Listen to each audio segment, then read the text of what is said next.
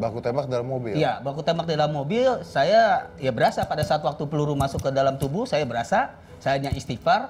Tapi di situ hanya satu pikiran saya, yang penting jangan sampai penjahat ini lolos. Harus saya tangkap. Pas 3 hari itu saya kondisinya udah baik kata dokter.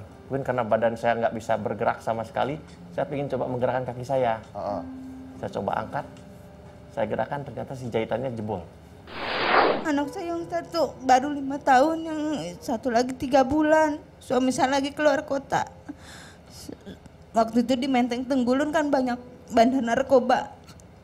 Saya didatengin bandar narkoba. Saya diusir dari kontrakan itu.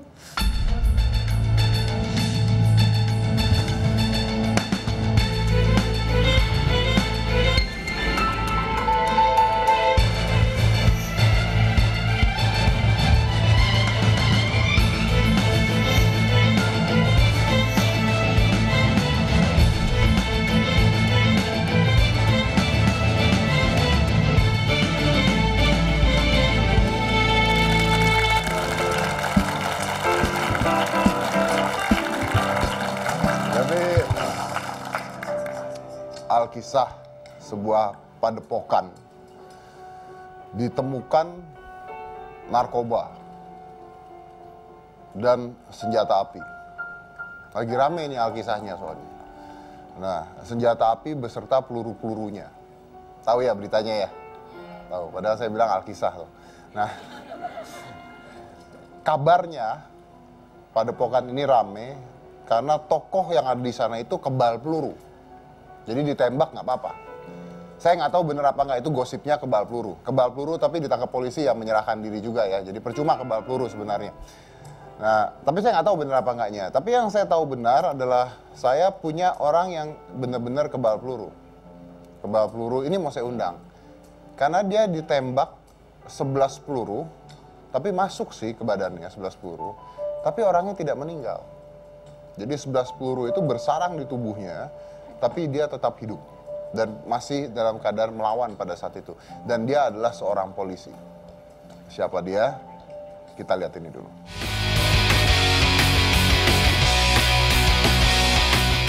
Meski pernah ditembus 11 peluru ke dalam tubuhnya, Aibtu Jakaria tak pernah gentar melawan sindikat kejahatan. Dengan 3 peluru masih bersarang di tubuhnya hingga kini, Aibtu Jakaria masih bertugas di lapangan. Berbagai kasus berhasil ia ungkap, mulai dari perampokan ATM, pembunuhan mayat dalam koper, hingga keikutsertaannya dalam pengejaran tersangka teroris. Keberanian Aibtu Jakaria membuatnya mendapatkan penghargaan dari Kapolri, berupa kenaikan pangkat luar biasa 1 tingkat lebih tinggi dari brigadir menjadi brigadir kepala. Hingga saat ini Aibtu Jakaria masih terus berjuang melindungi masyarakat, meskipun berbagai ancaman mengitari kehidupannya.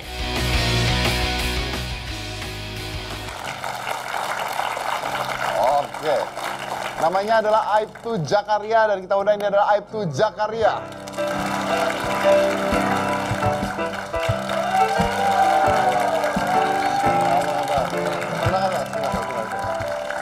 Iya. Nah, ini tadi saya udah cerita bahwa Anda ditembak 11 peluru. 11 peluru, ya, boleh mungkin kronologis ceritanya dulu gimana? Pada saat waktu itu kan ini termasuk tim gabungan antara Polda Metro Jaya dan Polda Lampung. Yang Polda Metro Jaya yaitu Jatanras Polda Metro Jaya dipimpin oleh AKBP Fadil Imron dan AKP Gunardi. Yang dari Resmob itu dipimpin oleh AKBP Gumai dan Kompol Adek. Sementara yang dari Lampung dipimpin oleh Kompol Hengki. Pada saat waktu itu kita melakukan penggerebekan terhadap gembong perampok mesin pengisi ATM sebesar 2,8 miliar di Rancaikek, Bandung, Cipacing. Oke. Setelah itu kita melihat mencurigai mobil si pelaku. Tiba-tiba saya melihat Pak Gumai pada saat itu Kasat Resmob dan Pak Adek Yudiswan turun. Lalu saya inisiatif turun ke mobil, turun dari mobil lalu saya masuk ke mobil si tersangka. Jadi saya langsung masuk ke dalam mobil ya, disitulah terjadi baku tembak di dalam mobil. Baku tembak dalam mobil? Iya, baku tembak di dalam mobil, saya ya berasa pada saat waktu peluru masuk ke dalam tubuh, saya berasa, saya hanya istighfar, tapi di situ hanya satu pikiran saya, yang penting jangan sampai penjahat ini lolos. Harus saya tangkap, dan alhamdulillah berkat kerjasama tim yang sangat solid, akhirnya pelaku dapat kita lumpuhkan, dan pelaku tewas di tempat. Dua-duanya? Siap, satu Tewas di tempat? Nah, satu tewas di tempat itu karena tembakan Anda? Dengan anggota Polri. Dengan anggota saya siap. Oke, tapi yang tembakan yang bersarang ke peluru perampok itu peluru siapa? Dari Anda atau tidak tahu? Ya pada saat waktu itu kan udah langsung, karena tim gabungan ini udah langsung kita di dalam mobil, kita tembak-tembakan, yang dari rekan pun nembak juga sama. Dan Anda ada di dalam mobil? Siap. Sendirian? Siap sendiri di dalam mobil. Kok nekat sendirian dalam mobil? Siap. Kenapa? Apa yang ada di otaknya apa waktu itu? Pokoknya harus Ya ketangkep. pokoknya cuman ada satu, pokoknya pelaku ini harus saya tangkap dan harus berhasil. Karena ini merupakan gembong perampok, khususnya untuk ATM, dan dia merupakan oknum aparat. Oh, merupakan oknum Siap. aparat. Dan Anda merasakan peluru ditembak tuh merasakan? Siap merasa. Masuk, ya saya cuman hanya istighfar, dan saya juga berterima kasih kepada rekan-rekan pada saat waktu itu. Saya langsung dibawa ke Rumah Sakit Hasan Sadikin Bandung pada saat waktu itu. Di perjalanan, ya disinilah ada keanehan, saya seolah-olah ada dibisikin suatu ya asma Allah. Lalu saya terus baca itu tersebut, yang saya juga sebelumnya tidak hafal, tidak tahu. Lalu komandan saya ini Pak Gunardi itu nangis terus pada saat waktu itu, Mas Dedi. Nangis terus, saya bilang komandan nggak usah nangis. Jack nggak akan mati, saya bilang pada saat waktu itu, karena pada saat waktu ngomong ini darah udah keluar terus kan dari dada saya. Saya bilang nggak usah nangis, Dan, saya bilang saya nggak bakalan mati. Udah situ, karena saya yakin, karena saya pada saat waktu itu, Mas Dedi, saya syahadat lancar pada saat waktu itu. Setahu saya kan kalau di sinetron kalau syahadatnya asa-asa udah pasti mati kan, gitu. Saya gitu. Kalau enggak mah kena azab gitu ya. Siap. Iya, udah. Iya, masuk akal. Nah, oke. Anda punya keluarga, istri, anak? Siap, punya. Pada saat kejadian itu? Pada saat waktu kejadian itu istri ada di rumah pada saat waktu Nah, Anda itu. tidak mikir, anak ada pada saat itu? Ada. Anda siap. nggak berpikir, ini kan ada istri dan anak di rumah? Ini karena udah merupakan resiko tugas untuk anggota lapangan, makanya saya pun berpesan kepada rekan Polri, khususnya anggota di lapangan, jangan pernah ragu, jangan pernah takut, dan jangan pernah, dalam arti jangan pernah takut di lapangan ataupun ragu, apalagi sampai ya ngeluh gitu di lapangan. Yang penting tugas kita adalah mengayomi, melindungi, dan melayani masyarakat. Insya Allah ya dengan itikat kita baik, insya Allah kita akan berhasil. Oke, boleh saya tahu 11 peluru itu kemana aja? Di dekat jantung 2, di sini 1, di sini 2. Berarti tidak ada organ vital yang kena? Siap, waktu itu alhamdulillah ini merupakan keajaiban juga, semua peluru berhenti. Semua peluru berhenti? Siap, di sini Oke. 1, di sini 3. Boleh tahu di mana aja coba? Di sini 2, 2, sini 2, sini 1, 4, sini 5, 2, 6, 7, 7. di sini 3, di sini 1, sini. Dan sini 3 peluru masih bersarang sampai saat ini. Sampai saat ini? Siap. Di mananya? Di sini, Mas, di lengan kiri, Boleh karena pada dilihat, saat bisa waktu dilihat? itu Bisa dilihat? tidak bisa kelihatan kan, udah di ini semua.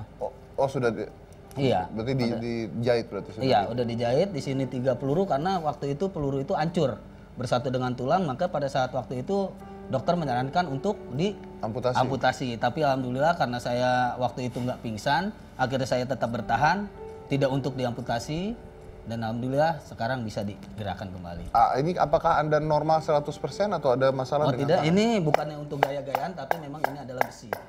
Tujuannya? Tujuannya karena kalau nggak pakai ini, tangan saya pasti jatuh seperti ini, karena udah saraf udah nggak ada yang benar.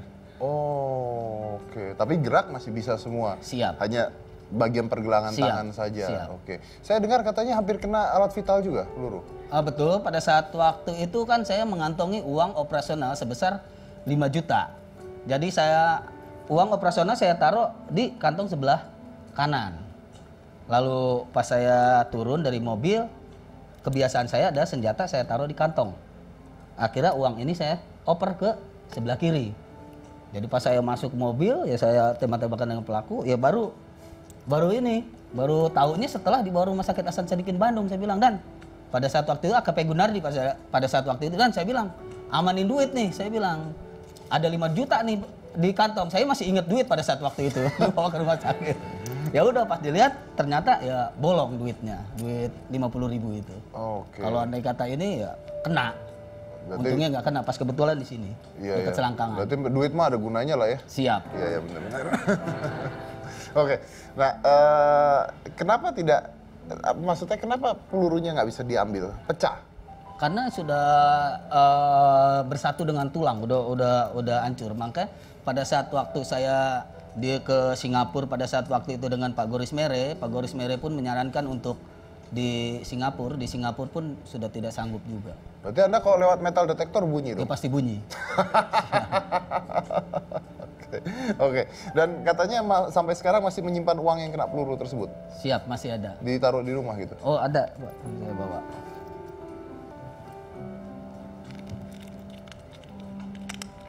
Jadi kayak jimat nih Pak Deddy. Iya, iya, karena bukti dan ini ya. Siap. Yang hancur. Wow. Ya ini karena tembakan peluru. Gini bentuknya.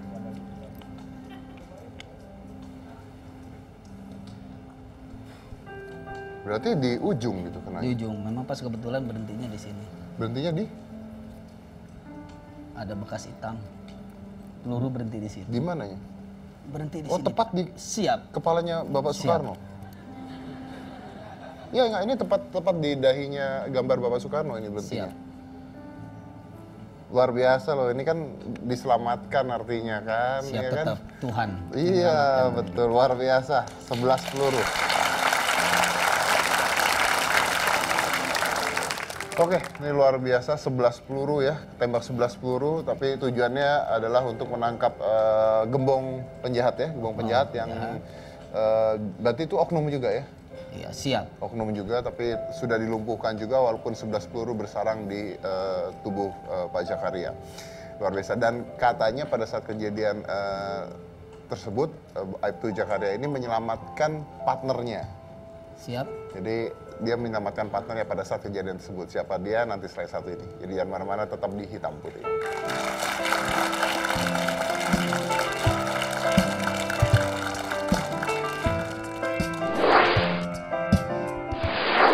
Anak saya yang satu baru 5 tahun, yang satu lagi 3 bulan. Suami saya lagi keluar kota. Waktu itu di Menteng Tenggulun kan banyak bandar narkoba. Saya didatengin bandar narkoba. Saya diusir dari kontrakan itu.